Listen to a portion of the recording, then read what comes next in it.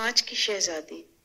امی جان ننھی نینا کے بال بنا رہی تھی کہ نینا بولی، امی جان کل رات کو آپ نے مجھے کانچ کی شہزادی کی کہانی سنائی تھی جو بہت دلچسپ تھی، کاش میں بھی اسے دیکھ سکتی۔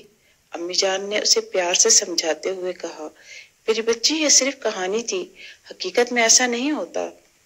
لیکن نینا کے دل سے کانچ کی شہزادی کا خیال کبھی نہ گیا۔ نینا جو ایک بہترین مصورہ تھی، ہر خوبصورت اور انوکھے منظر کو اپنے کینوس پر قید کرنے کی شوقین تھی، آج اس نے اپنے گھر کے نزدیک پودوں میں چھپے تتلی کے رنگین انڈے دیکھے تو اس کی بھی تصویر بنا ڈالی۔ نیلی اور گلابی تتلی چھپ کر نینا کو تصویر بناتے ہوئے دیکھ رہی تھی۔ نینا نے جیسے ہی تصویر مکمل کی تو اپنے قریب نیلی تتلی کو پایا تو اسے بھی پکڑنے کی جستجو میں اس کے پیچھے پیچھے لپکنے لگی۔ نیلی تتلی کبھی ایک پودے پر بیٹھتی تو کبھی کسی پتے پر، کبھی جھاڑی پر، کبھی یہاں کبھی وہاں، مگر نینا کی دسترس سے دور ہی رہی۔ جیسے ہی نینا نے اس کے بالکل قریب پہنچ کر اس کی جانب ہاتھ بڑھایا، وہ یکدم شفاف نازک کانچ میں ڈھل گئی اور پھر دیکھتے ہی دیکھتے ایک خوبصورت کانچ کی لڑکی کے روپ میں آ گئی۔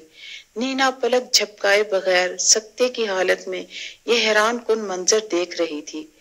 لڑکی بولی، حیران مت ہو، میں کانچ کی شہزادی ہوں۔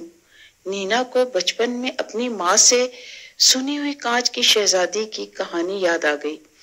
کانچ کی شفاف تتلی بھی شہزادی پر جا کر بیٹھ گئی۔ نینا نے ایک بار پھر تتلی کو پکڑنا چاہا۔ شہزادی نے نینا کو ایسا کرنے سے بار بار منع کیا، مگر نینا تتلی کو چھونا چاہتی تھی، پکڑنا چاہتی تھی۔ تتلی کو چھوتے ہی چھناکے کی آواز سے کانچ کی شہزادی بھی چھوٹے چھوٹے شیشوں کے ٹکڑوں میں تقسیم ہو کر زمین پر بکھرنے لگی۔ صرف اس کا ہاتھ ہی رہ گیا جسے نینا نے تھامنے کی کوشش کی، مگر کچھ لمحوں میں اس آواز کے ساتھ وہ بھی چکنا چور ہو کر ختم ہو گیا۔ نینا، یہ تم نے کیا کیا؟ نینا نے افسردہ ہو کر گردن جھکا لی۔